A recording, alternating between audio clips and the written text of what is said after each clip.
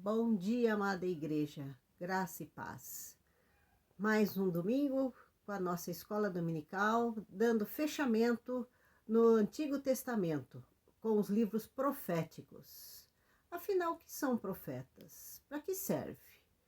Para que servir os profetas? Enfim, vamos pedir a Deus que nos abençoe. Senhor Deus, nosso Pai, estamos aqui, Senhor, reunidos na Tua presença.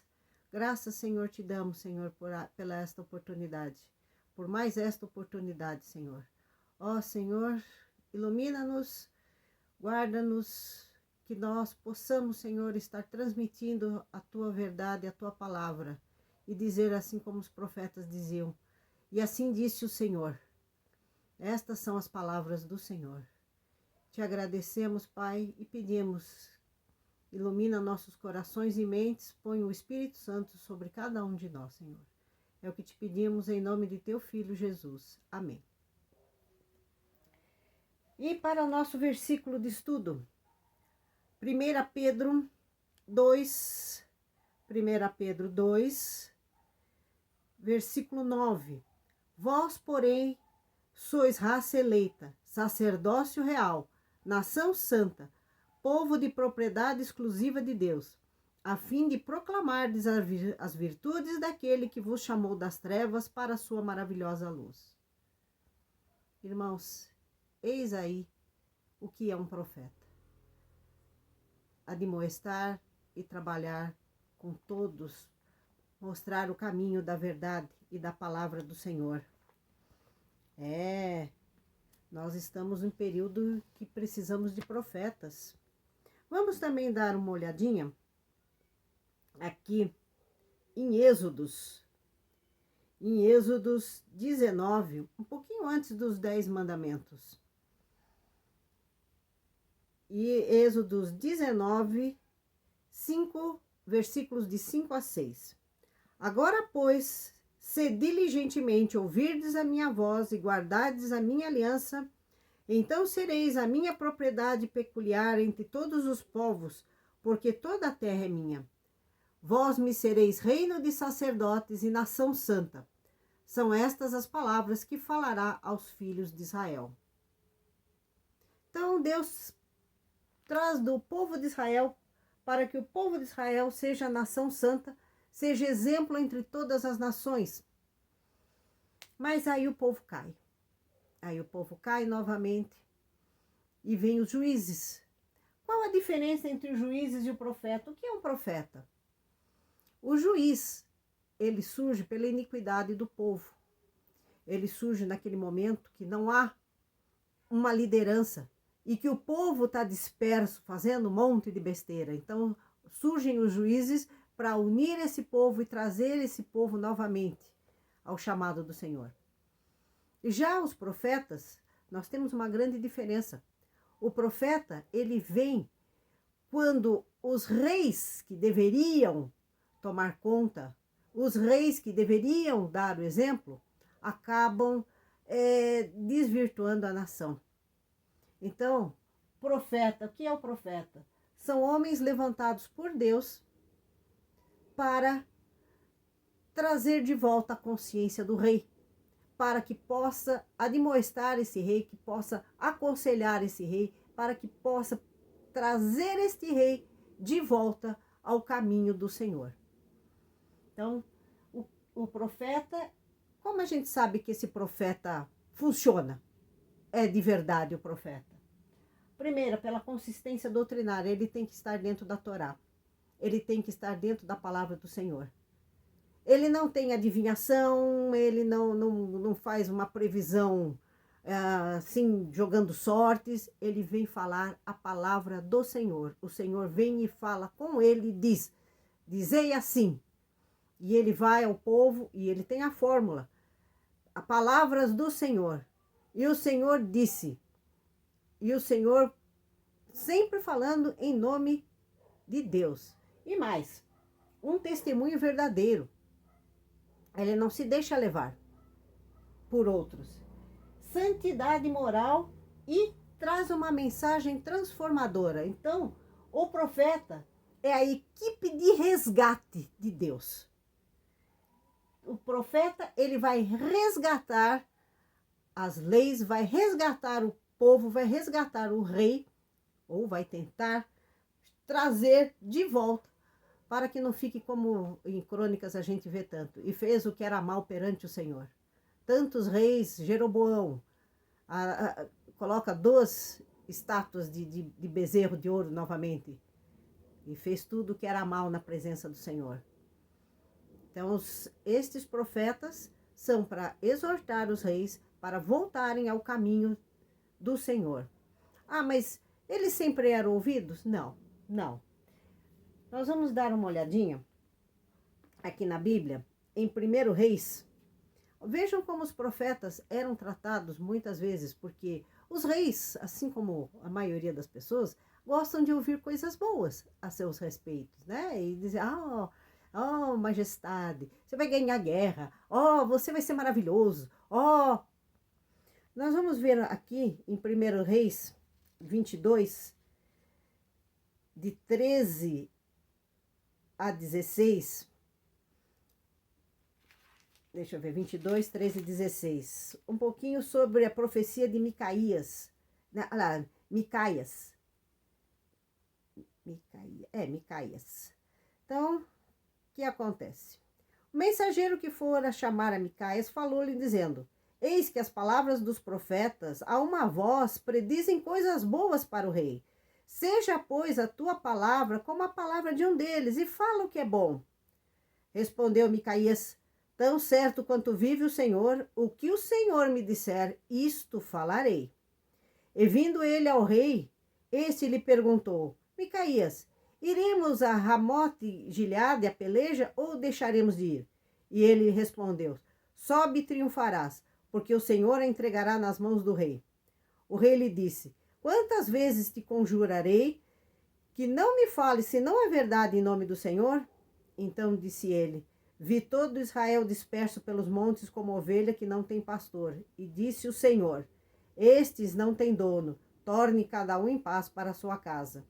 Então o rei de Israel disse a Josafá, não te disse eu que ele não profetiza a meu respeito o que é bom, mas somente o que é mal? Micaías prosseguiu, ouve, pois, a palavra do Senhor.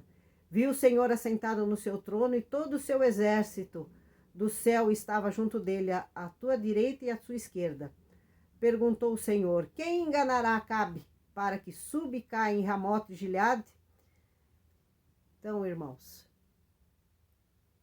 Micaías, ele não se deixou intimidar pelo que foi dito para ele. Ele falou a verdade.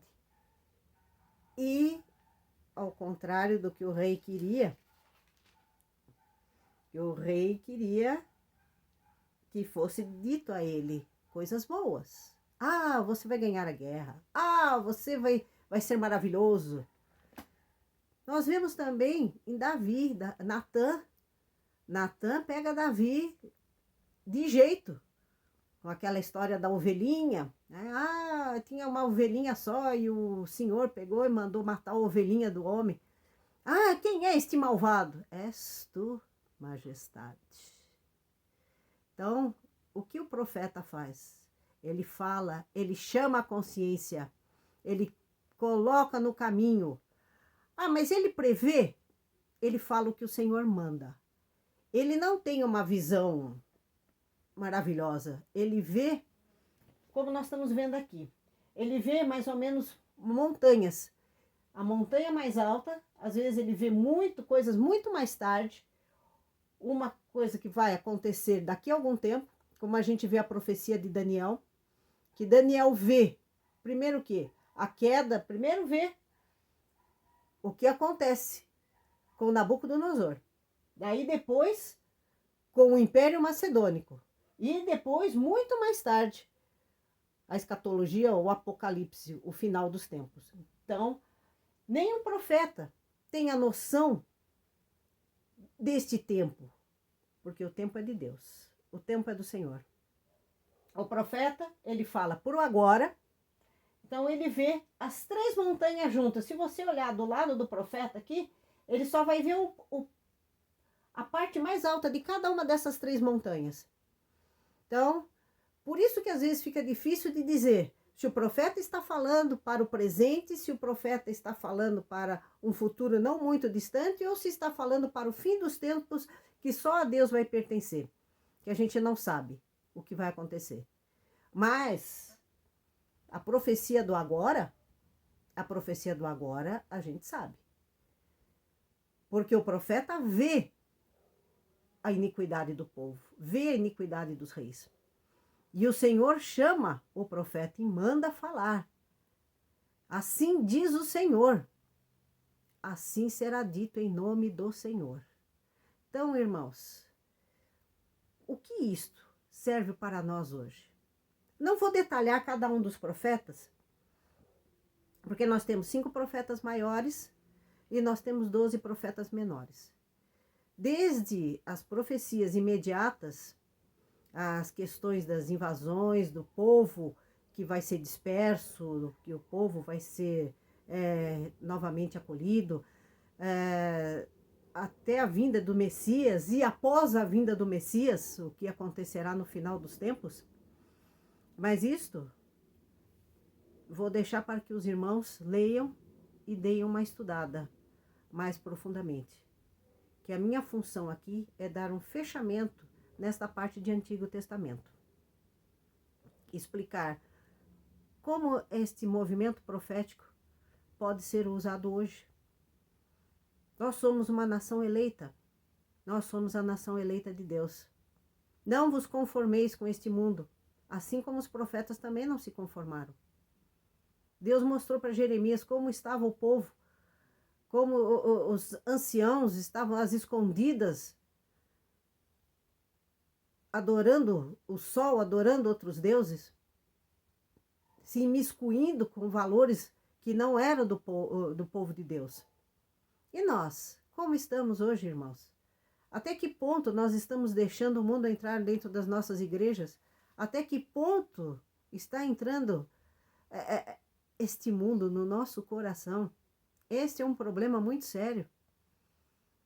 Somos profetas também, temos que alertar sobre o mal que ameaça a nossa civilização. Ah, mas que raio de mal é esse? Essa perversidade. Estamos nos afastando de Deus.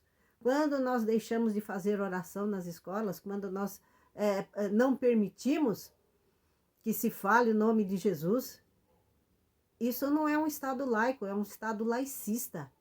O que é laicista? Diferente de laico. Laico pode falar de toda e qualquer religião. Laicista é quando você persegue uma determinada religião.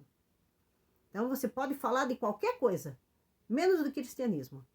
Se você falar de Jesus, fala de Buda, fala de Maomé, fala de Afro, fala de uma série de coisas. Só não pode falar de Jesus, que é complicado.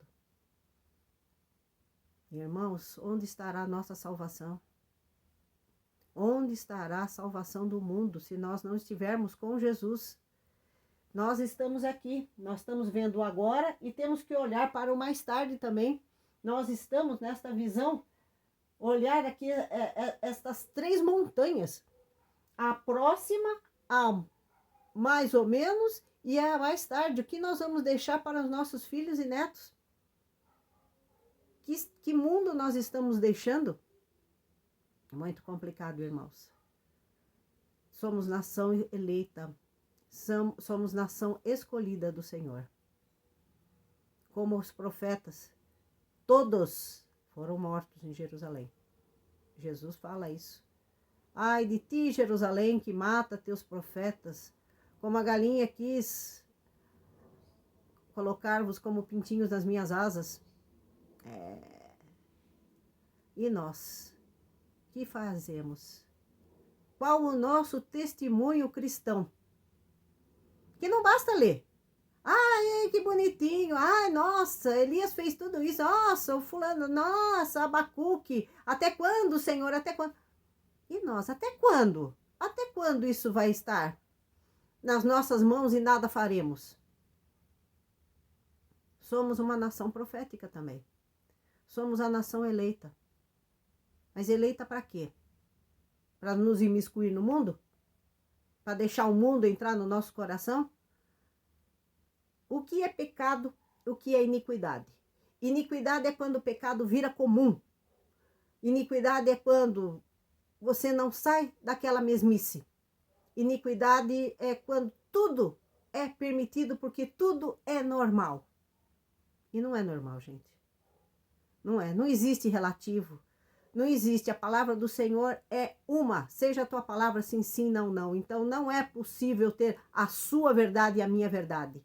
Não existe isso. Existe a verdade. E qual é a verdade? É o caminho de Jesus. Ah, mas Jesus era bondade. Jesus era bondade. Ele te aceita como é, sim, mas você tem que mudar para você ficar junto com ele.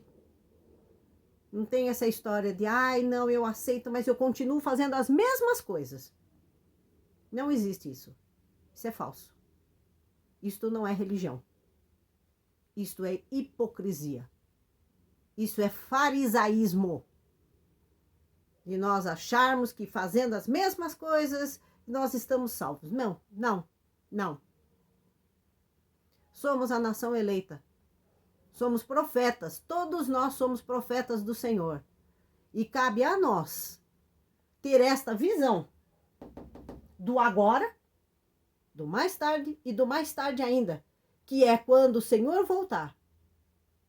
Porque os profetas, eles nos mostram a promessa do Senhor. É uma promessa em etapas. Foi cumprida já a primeira etapa, o Messias já veio. Agora nós vamos cumprir a segunda etapa, que é o retorno do Messias. Ah, mas tem gente dizendo, mas o inferno não existe. Vai acreditando nisso, tá? Como disse lá naquele filme Constantine, eu não acredito no diabo, mas não se preocupe, ele acredita em você.